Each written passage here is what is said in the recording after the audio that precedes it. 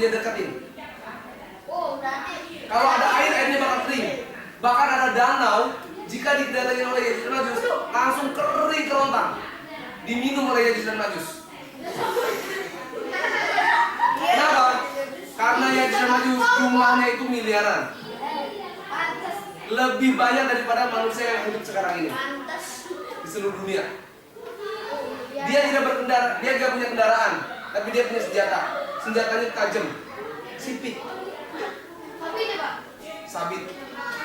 Jadi siap gedung saja kalau dilewati, kalau dia gak suka, begitu lewat udah gak ada gedungnya. Cukup.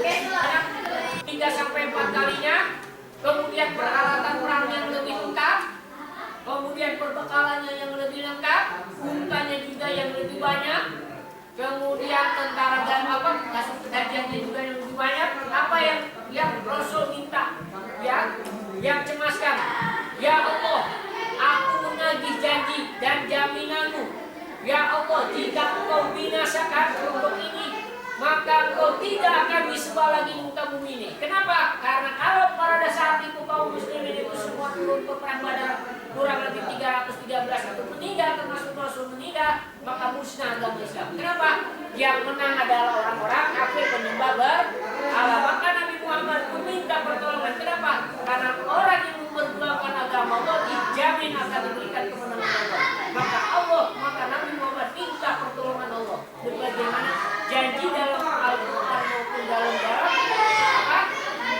wahyu yang Allah turunkannya. Maka Allah menurunkan wahyu-wahyunya berupa 1000 malaikat Allah turunkan, dipimpin langsung oleh malaikat Jibril, dan malaikat itu pun malaikat yang terbaik dari seluruh malaikat, ya. Kita lihat tadi tayangannya. Oke, berikutnya Rasul terus berdoa, ya, supaya apa? Benar-benar kemenangan, ya. Nah, inilah jawaban Allah, ya, kepada Nabi Muhammad SAW oleh malaikat Jibril. Bergembiralah wahai Abu Bakar, bergembiralah wahai Abu Bakar. Ini Jibril di atas kuda putih menuai 1000 malaikat yang beriringan.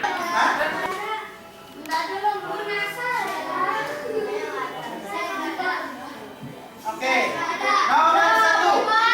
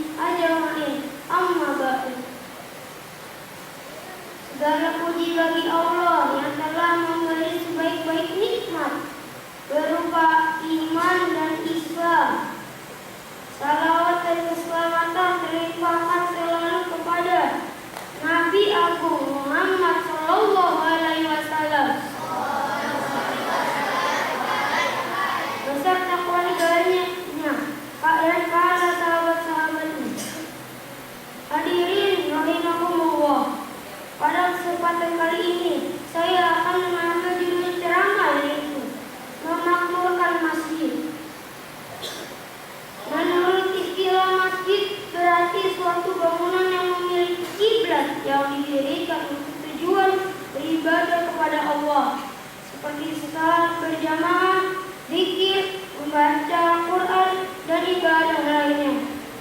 Sebagaimana firman Allah, dan sesungguhnya masjid-masjid itu adalah punya Allah, maka janganlah kamu menyembah seorang pun di dalamnya, di samping menyembah Allah. Quran Surat Al-Jin ayat 18. Maksudnya adalah masjid adalah kepunyaan Allah. Kita tidak boleh menyembah siapapun di dalamnya selain menyembah Allah. Dan Allah juga telah berfirman dalam surat At-Taubah ayat 18.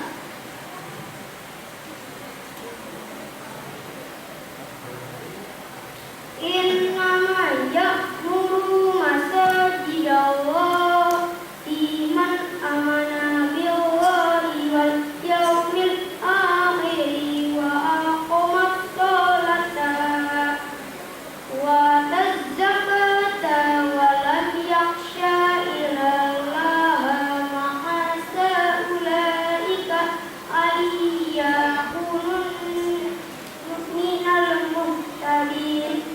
Artinya, hanyalah yang memakmurkan masjid-masjid Allah ialah orang-orang yang beriman kepada Allah dan hari kemudian, serta tetap mendirikan sholat, menunaikan zakat, dan tidak takut kepada siapapun selain kepada Allah. Maka mereka lah orang-orang yang diharapkan masuk golongan orang-orang yang mendapat petunjuk. Surat At-Taubah ayat 18.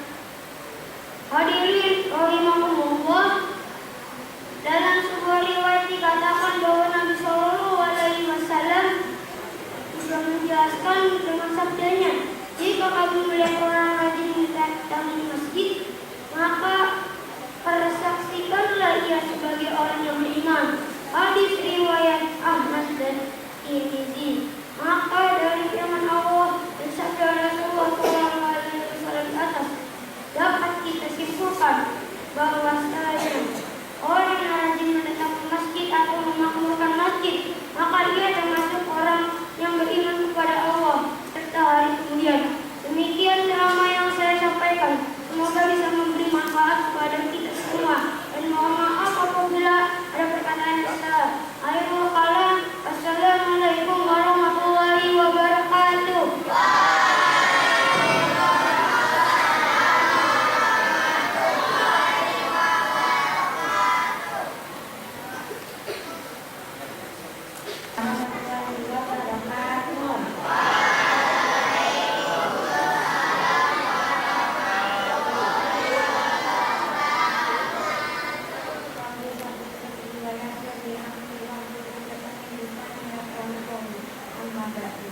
Selamat siang teman-teman, serta Bapak Ibu dan Guru yang dihormati Allah. Terima kasih telah memberi kesempatan kepada saya untuk berbagi ilmu tentang keutamaan sholat lima waktu. Pertama-tama perkenalkan, nama saya Aisyah, biasa dipanggil Aisyah. Paham halnya dari pangkat Aisyah. Sholat adalah ibadah yang diawali dengan takbiratul ihram dan diakhiri dengan salam. Salat merupakan amalan yang paling utama dan istimewa. Sebagaimana sabda Rasulullah ketika ditanya tentang amalan apa yang paling utama, dan beliau menjawab, mengerjakan salat pada awal waktunya. Salat wajib yaitu salat subuh, salat zuhur, salat asar, salat maghrib, dan salat isya. Rukun salat lima waktu adalah fardhu ain atau wajib, yang artinya apabila dikerjakan mendapatkan pahala, namun apabila ditinggalkan mendapatkan dosa. Sehingga kita tidak suka, mau tidak mau, sedih atau malas, kita harus melaksanakan sholat lima waktu. Hadis Rasulullah, salat adalah tiang agama. Siapa yang melaksanakannya, maka ia mendirikan tiang agama. Allah Ta'ala berfirman dalam surat Al-Ankabut, Inna sholata tanha 'anil fahsya'i wal munkar. Artinya, sesungguhnya sholat itu mencegah dari perbuatan keji dan munkar. Salah satu keutamaan sholat lima waktu adalah mencegah kita dari perbuatan keji dan munkar. Ayat penawaan dari dari sholat lima waktu, yaitu yang pertama, sholat dikatakan istimewa karena merupakan salah satu dari rukun Islam dan rukun mengerjakannya dalam arti bagi kaum muslim. Sholat merupakan sebagai tiang agama, sebagaimana yang disebutkan dalam hadis yang saya terkenal sebelumnya. Sholat merupakan pembeda antara orang kafir dan muslim. Sholat merupakan langkah-langkahnya orang mukmin dan mengerjakannya. Insya Allah akan bermanfaat dan keberkahan bagi orang muslim. Sholat lima waktu dapat menghapus dosa-dosa kecil dan al-sunnah dan Allah. Sholat yang diterima dapat menyelamatkan kita dari api neraka.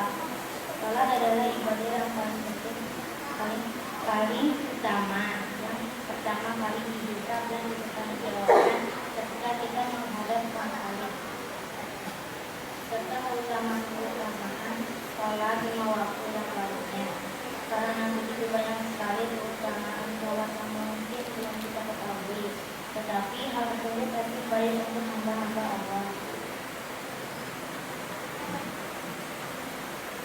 Untuk teman-temanku semuanya, mari kita laksanakan sholat lima waktu dan jangan meninggalkannya walau sekalipun, karena ancamannya adalah siksa di neraka. Bila pahala sholat lima waktu di bulan biasa sangatlah besar, maka di bulan Ramadan yang istimewa Allah akan melihat gandakannya 70 kali lipat. Mari kita memanfaatkan momen dan kesempatan ini sebaik-baiknya dengan senang hati. Ya, yang bisa saya sampaikan, terima kasih kepada teman-teman, bapak dan ibu guru yang dirahmati Allah. Saya menyimak, mohon maaf atas segala kekurangan saya. Wabillahi taufiq wal hidayah. Wassalamualaikum warahmatullahi wabarakatuh.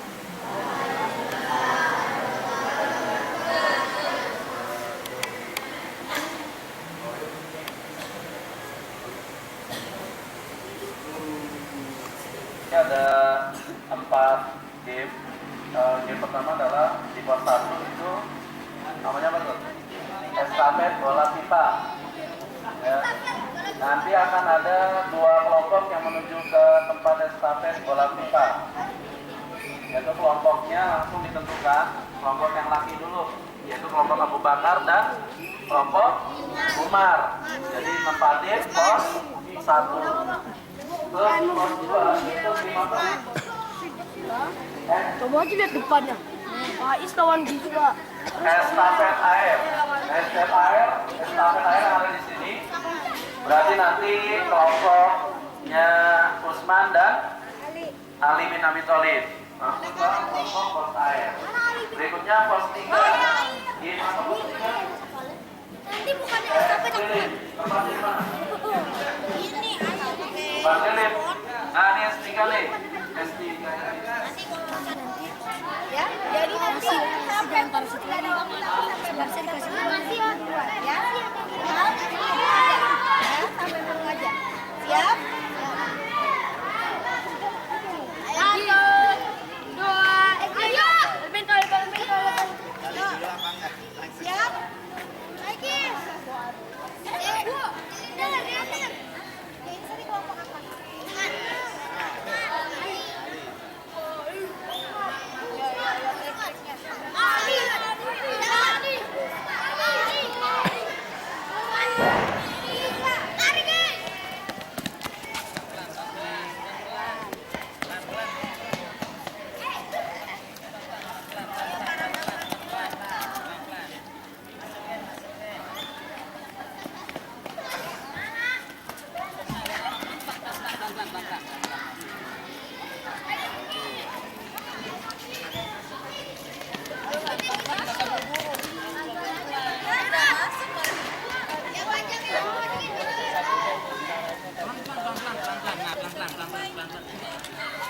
Meresnya dikit-dikit.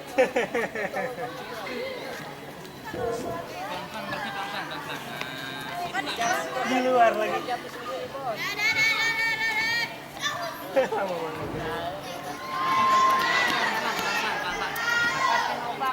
Nah, Kalau ada 2 kali bisa nih.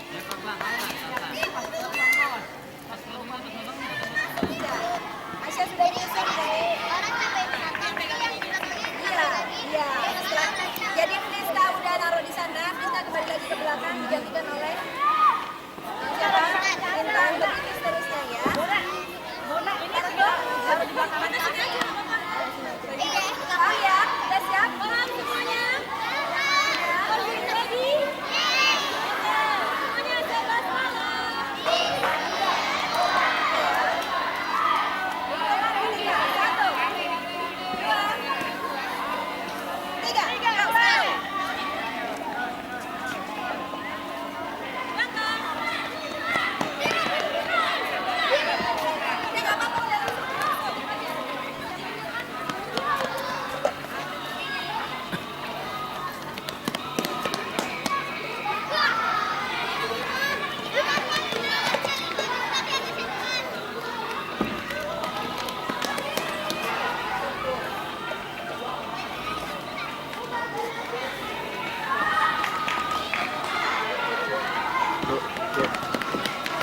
Duduk.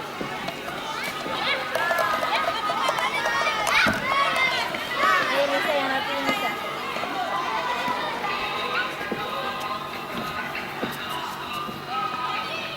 Duduk.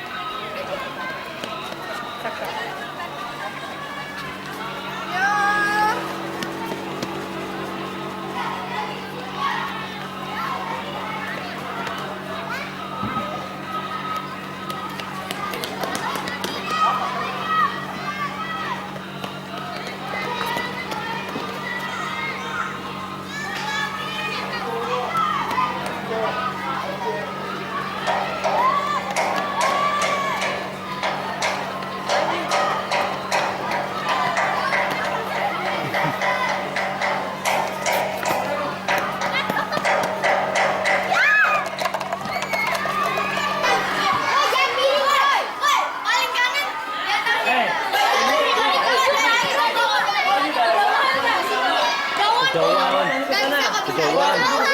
Lewat nanti ke sini, lewat nanti ke situ terus. Sini. Oh, udah.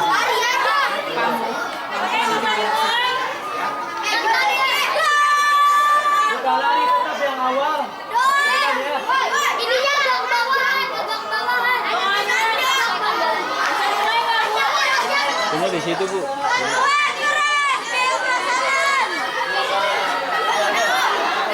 Siap.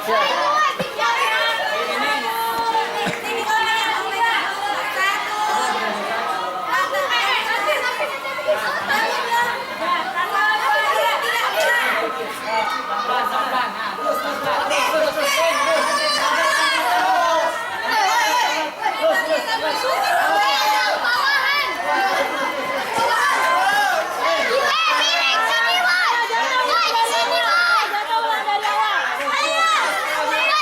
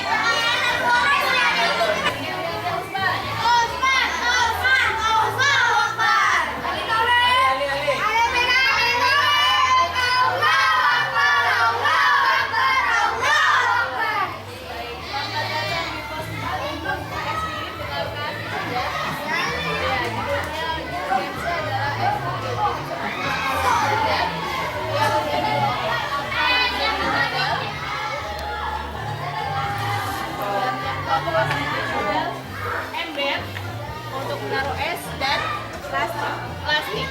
Ya. Yang kami adalah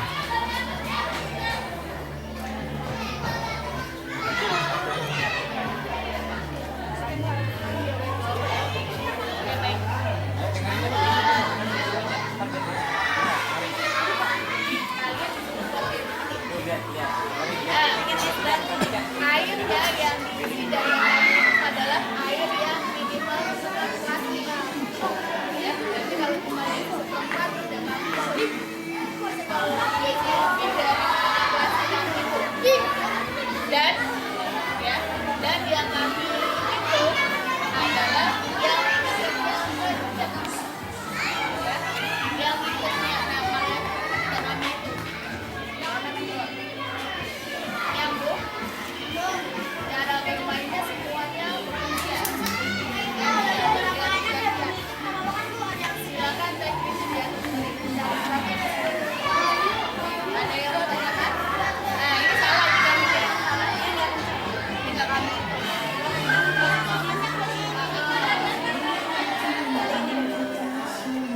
Paham? Ada yang mau bertanya? Silakan ambil posisi.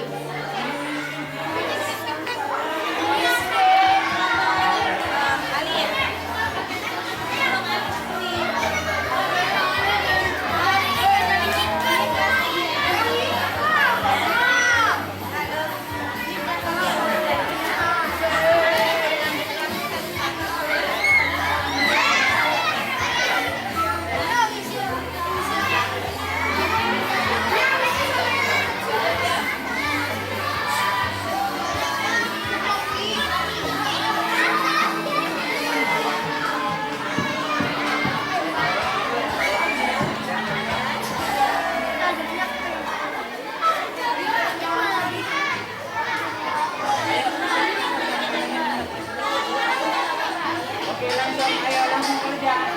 Ayo langsung kerja. Silakan boleh ambil 5 lokasi yang apa? Ya sampai simpan di sana.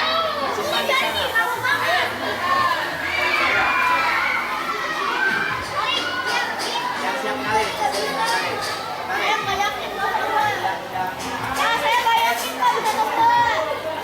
Airnya nggak usah kencang, aja kencang. Ya, ya, kasih.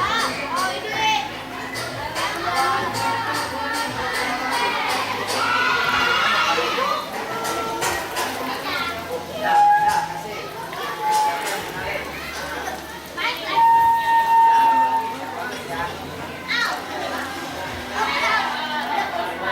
menarik?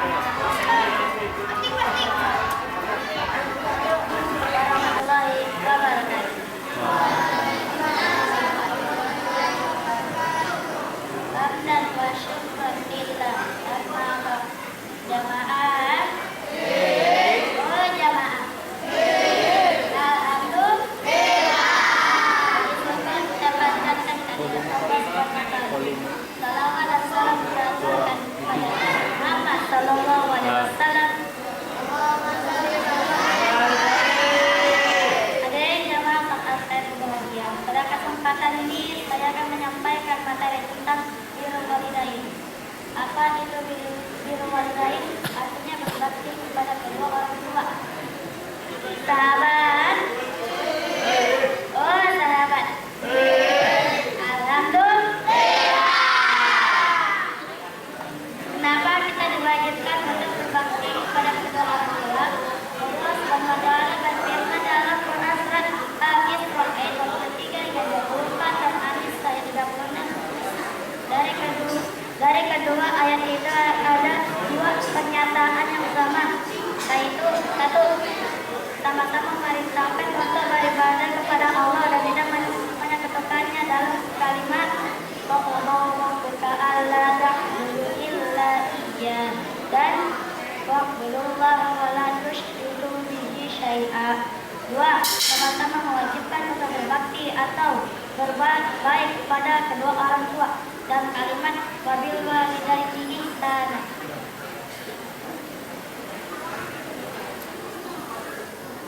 Artinya tawudu atau wajib berbuat baik kepada kedua orang tua. Teman-teman,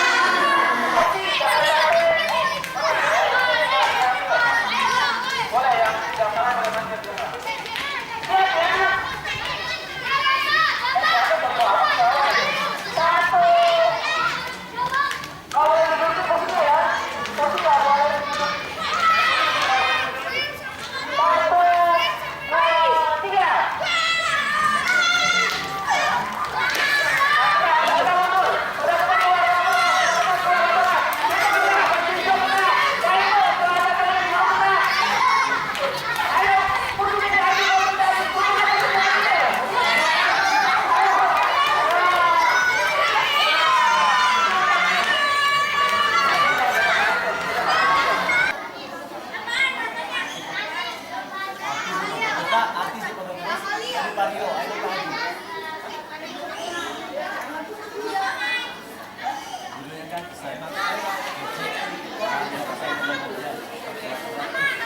kelihatan deh ini. Udah enak kayaknya nih, udah ketawa.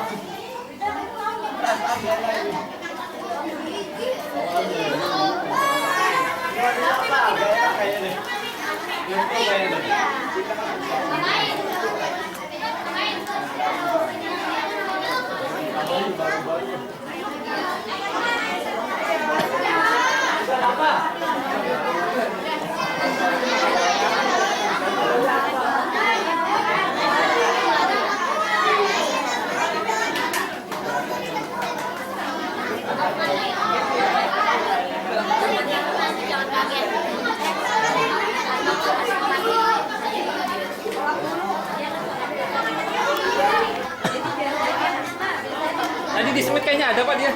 Pak, dia ada di 2 tempat Pak. Satu di Semit, di sini ada Pak. Nah yang di Semit tuh guru yang mana Pak?